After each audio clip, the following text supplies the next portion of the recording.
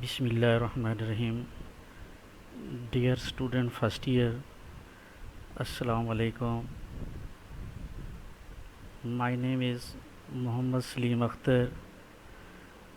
आज का lecture first है, chapter number 6, fluid dynamics. Fluid dynamics होता क्या है कि fluid any substance that flow from one place to another is called fluid। यानी कि ऐसा फ्लूइड जिसका फ्लो ईजिली हो उसको हम क्या कहते हैं? फ्लूइड कहते हैं। एग्जांपल है, liquids and gases are classified as a fluid. Solid को हम फ्लूइड इस वजह से नहीं कह सकते, सॉलिड जो है ये बह नहीं सकता। लिक्विड और गैसेस का फ्लो इजीली होता है, इस वजह से इनको हम क्या कहते हैं? फ्लूइड कहते हैं। अब फ्लूइड जो है, जो चैप्टर का नेम है फ्लूइड डायनामिक्स, के branch of physics which deals with the study of fluid motion called fluid dynamics.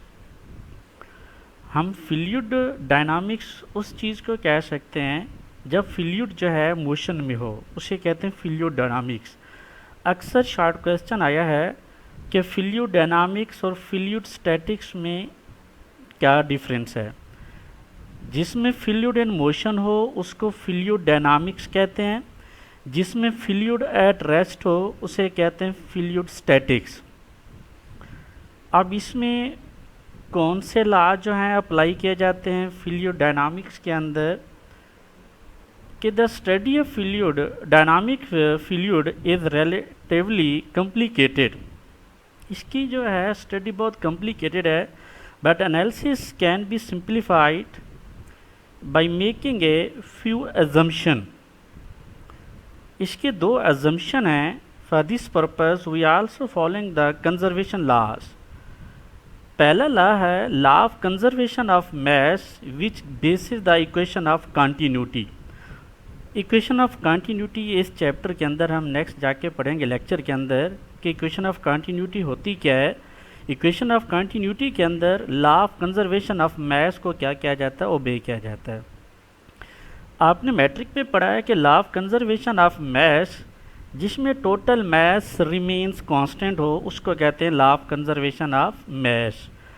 दूसरा लॉ है law of conservation of energy give the basis of Bernoulli's theorem.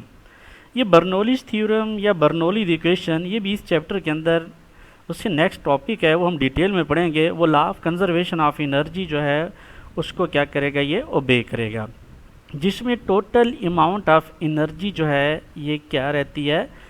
Constant रहती है।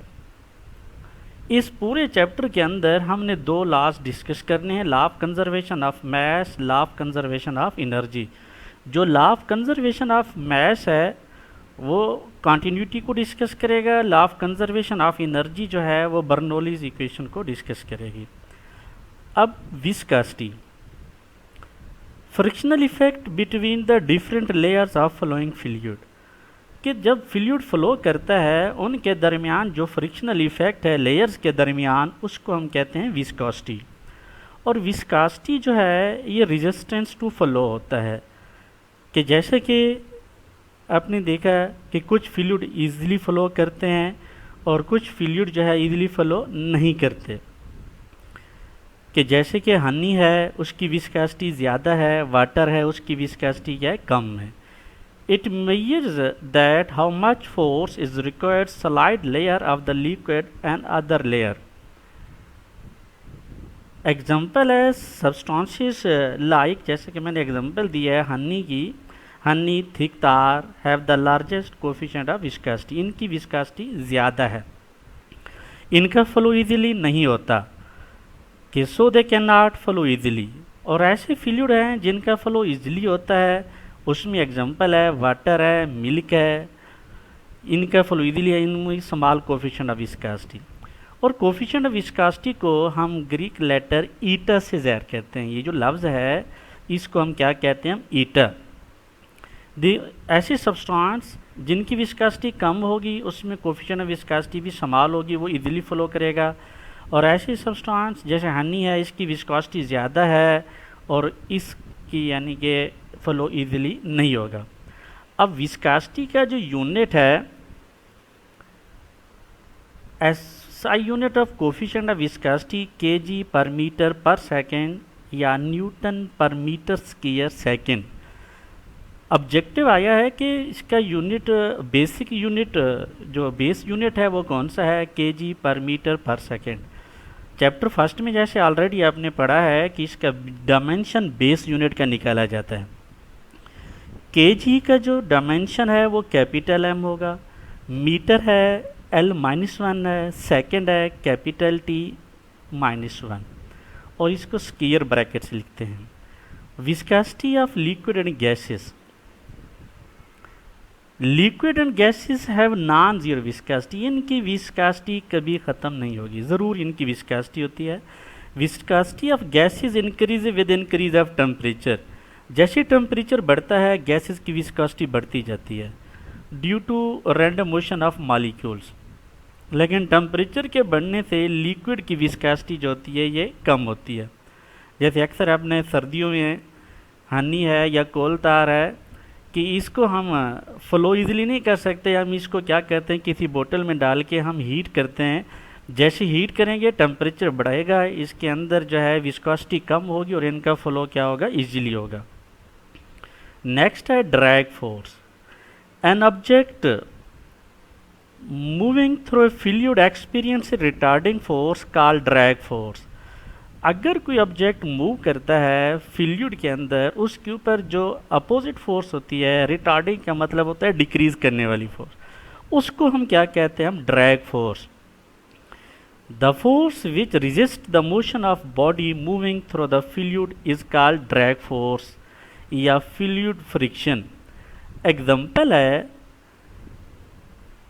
When we stick out our hand out of the window of the fast moving car, जब आप car चला रहे होते हैं, अगर वो फास्ट मूविंग है, हाथ बाहर खुल रहे हैं, तो हाथ के ऊपर हवा की एक फोर्स लगती है जो बैकवर्ड लगती है।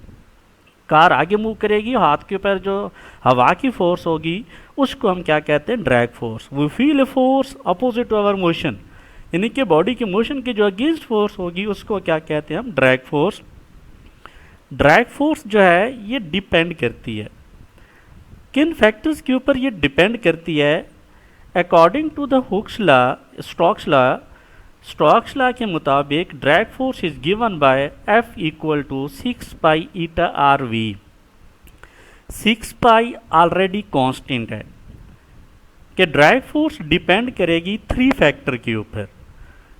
Number 1 V speed of sphere, और स्पीड ऑफ स्फीयर का मतलब क्या है कि जब भी किसी फ्लूइड को हम फॉल करवाते हैं, जस्ट लाइक द फॉग, जब भी किसी लिक्विड को फॉल कराएंगे वो लिक्विड हमेशा स्फेरिकल शेप के अंदर होगा। फॉग है या रेन ड्रॉप है, रेन ड्रॉप भी स्फेरिकल शेप के अंदर होता है। जितना उसकी स्पीड ज़्यादा होगी ड्रैग फोर्स क्या होगी, ज़्यादा होगी। Number 2 radius size of sphere, जितना स्फीयर का रेडियस ज़्यादा होगा और उसकी स्पीड भी ज़्यादा होगी, ये उसकी फोर्स भी ज़्यादा होगी। नंबर 3 कोफिशिएंट ऑफ विस्कोसिटी, कि जिसकी कोफिशिएंट ऑफ विस्कोसिटी ज़्यादा होगी ड्रैग फोर्स भी ज़्यादा होगी। Stokes law, this law state that drag force acting on a sphere of radius r moving slowly with velocity v and the fluid of viscosity eta is given by। Stokes law जो है किसी fluid को fall करवा के हम calculate कर सकते हैं। जब भी फ्लूइड फॉल करता है वो स्फेरिकल शेप के अंदर होता है और उसका रेडियस इन्वॉल्व होता है। तो स्टोक्स लॉ के मुताबिक ड्रैग फोर्स निकाली गई है F is equal to 6 pi eta RV। Limitation, this law is valid only for spherical body. Stokes law हमेशा स्फेरिकल बॉडीज के ऊपर होगा moving slowly. For high speed drag force is not simply proportional to velocity. High speed के लिए फिर drag force velocity के proportional नहीं होगा। लो स्पीड पे उसके तो प्रोपोर्शनल होगा, लेकिन हाई स्पीड पे उसके प्रोपोर्शनल नहीं है। नेक्स्ट टॉपिक है इसका टर्मिनल वेलोसिटी। ये लॉन्ग क्वेश्चन है। टर्मिनल वेलोसिटी क्वेश्चन आता है define and explain terminal velocity, या V T terminal velocity directly proportional square of radius. Terminal velocity the maximum constant velocity of falling of body vertically downward is called terminal velocity. Terminal velocity के लिए example है fog की। जब भी fog को drop किया जाता है, consider a fog drop falling vertically downward, drag force of air increases as the velocity of the droplet increases. जैसे हम ऊपर पढ़ चुके हैं, जैसे वेलोसिटी बढ़ती जाएगी ड्रैग फोर्स भी बढ़ती जाएगी। Net force acting on the droplet, net force is equal to weight minus drag force. अब वेट माइनस ड्रैग फोर्स, बीच में माइनस का साइन किस वजह से आया? जब भी ड्रॉपलेट को फॉल करवाते हैं, ड्रॉपलेट के ऊपर दो फोर्स लगेंगी, weight acting vertically downward, drag force acting vertically upward. Drag force always act direction of against the direction of motion, हमेशा डायरेक्शन ऑफ मोशन के अगेंस्ट जो होती है वो ड्रैग फोर्स लगती है। दोनों की डायरेक्शन अपोजिट की वजह से बीच में नेगेटिव का साइन आया है। वेट डाउनवर्ड होगा, ड्रैग फोर्स क्या होगी? अपवर्ड। अब हम इसको कैसे कैलकुलेट करेंगे, यहाँ थोड़ी सी एक और एक्सप्लेनेशन करता जाऊँ। अगर नेट फोर्स ज़ीरो हो तो ये वेट और ड्रैग फोर्स दोनों आपस में इक्वल हो जाएंगे, तब वो जो फॉग है वो सस्पेंडेड इनटू एयर, यानी कि ये जो सर्दियों के अंदर धुंध जो है सारा दिन ख़त्म नहीं होती, उसके वेट और ड्रैग फोर्स दोनों क्या हो जाते हैं? इक्वल हो जाते हैं। अगर ड्रैग फोर्स ज़्यादा है, वेट ड्रॉपलेट का कम है, तो सारी फॉग अपवर्ड मूव कर जाएगी। अगर वेट फॉग का ज़्यादा है, ड्रैग फोर्स कम है, तो ये फॉग किधर मूव कर जाएगी? डाउनवर्ड। बैलेंस में कब होगी? जब दोनों वेट और ड्रैग फोर्स क्या होगा? इक्वल होगा। अब नेट फोर्स ये किसकी इक्वल है? F equal to mg minus drag force का फार्मूला ऊपर हम कैलकुलेट कर चुके हैं 6 पाई ईटा आर वी। अब by the Newton second law फोर्स किसके बराबर है? ma के बराबर है। ma equal to mg minus क्या आ जाएगा? 6 pi eta R V. When drag force becomes equal to the weight of droplet, जब ड्रैग फोर्स और वेट दोनों आपस में क्या हो जाएंगे? इक्वल हो जाएंगे, then it will start moving with the uniform velocity, that is terminal velocity. उसको हम क्या कहते हैं? Terminal velocity. जब ड्रैग फोर्स और वेट दोनों इक्वल हो जाते हैं तो उसको कहते हैं टर्मिनल वेलोसिटी। जब भी टर्मिनल वेलोसिटी होगी तो then acceleration of the droplet becomes equal to क्या हो जाएगा? ज़ीरो। जैसे 10th में आपने पढ़ा है कि जब भी वेलोसिटी यूनिफॉर्म होती है तो एक्सेलरेशन ज़ीरो होता है। एक्सेलरेशन कब होता है? जब वेलोसिटी के अंदर क्या आती है? Changing. Rate of change of velocity होगी तो अब एक्सेलरेशन होगा। टर्मिनल वेलोसिटी में हमेशा ही यूनिफॉर्म वेलोसिटी होती है। जब यूनिफॉर्म वेलोसिटी होती है एक्सेलरेशन ज़ीरो हो जाता है। और न्यूटन सेकेंड लॉ के मुताबिक ऊपर बता चुका हूँ, F is equal to M A. जब ए ज़ीरो की इक्वल पुट करेंगे तो हमारे पास ये जो इक्वेशन है m ज़ीरो से मल्टीपल होके क्या हो जाएगा? ज़ीरो हो जाएगा। Zero is equal to M G minus 6 pi eta R V. V की इस बेस में लिखा है टी कहते हैं टर्मिनल वेलोसिटी। अब 6 पाई ईटा आर वी को दूसरी साइड पे ले जाएं, ये नेगेटिव साइन प्लस में चला जाएगा, तो ये हमारे पास 6 pi eta R V T is equal to M G. अब V T M G over क्या आ जाएगा? 6 पाई ईटा आर वी। तो अब वेयर वी टी इसको कहते हैं टर्मिनल वेलोसिटी, और ये साइन है ईटा, इसी कहते हैं कोफिशिएंट ऑफ विस्कोसिटी। ये इक्वेशन हमारे पास फर्स्ट बन जाएगी। अब टर्मिनल वेलोसिटी और रेडियस के दरमियान हमारे रिलेशन जो है ये किस तरीके से कैलकुलेट करते हैं? आपने ऑलरेडी मैट्रिक में पढ़ा है। Density is equal to mass over volume. Mass पर यूनिट वॉल्यूम इज कॉल्ड, उसको क्या कहते हैं? डेंसिटी। रो, डेंसिटी को रो से ज़ाहिर करते हैं, ये पी नहीं है, ये लफ्ज़ रो। एम ओवर वी, तो एम इज इक्वल टू ये किसकी इक्वल आ जाएगा? रो वी। वी मल्टीपल हो जाएगा रो के साथ, अब m is equal to rho as it लिख दें, ये v वॉल्यूम ऑफ सफियर है। सफियर का वॉल्यूम जो है ये 4/3 पाई आर क्यूब होता है, ये कांस्टेंट होता है। ये v को रिप्लेस करके उसकी जगह पुट कर दें 4/3 पाई आर क्यूब। ये वॉल्यूम ऑफ सफियर जब पुट करेंगे तो हमारे पास मैथ की इक्वेशन आ जाएगी 4/3 पाई आर क्यूब रो। ये इक्वेशन ऊपर 1 में पुट करेंगे। जब इक्वेशन 1 में पुट करेंगे तो V T is equal to 4/3 pi R cube rho G divided by 6 eta pi R. अब ये हमारे पास ये इक्वेशन है 3 नीचे आ जाएगा, डबल बेटा है, ये आ जाएगा 4/3 रो जी और 18 ईटा वी टी। अब जब 18 ईटा हमारे पास नीचे ओवर में आ जाएगा, ऊपर 4 है, जब वो 4 को 18 से काटेंगे 2 के साथ, 2 2 ज़ा 4 और 2 9 ज़ा 18, तो 2 rho R square G over 9 eta V T is equal to 2 rho G over 9 eta 2 rho G over 9 eta. ये सारे फैक्टर कांस्टेंट हैं।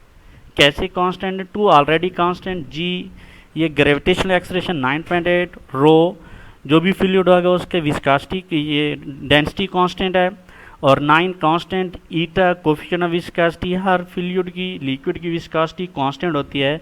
ये सारे फैक्टर कांस्टेंट हैं। जब सारे फैक्टर कांस्टेंट हैं, आपको पता है कि जब कांस्टेंट लिखते हैं अब उसको रिप्लेस करेंगे इक्वल का साइन, फिर प्रोपोर्शनल में आ जाएगा। वी टी किसके प्रोपोर्शनल आ जाएगा? R square. V T terminal velocity है, directly proportional square of radius of following droplet. Thus terminal velocity is directly proportional square of the radius of the droplet। ये बेटा आज का लेक्चर जो है ये ख़त्म हुआ। इंशाल्लाह कल हम इससे नेक्स्ट लेक्चर जो है ये हम जो है वो डिलीवर करेंगे।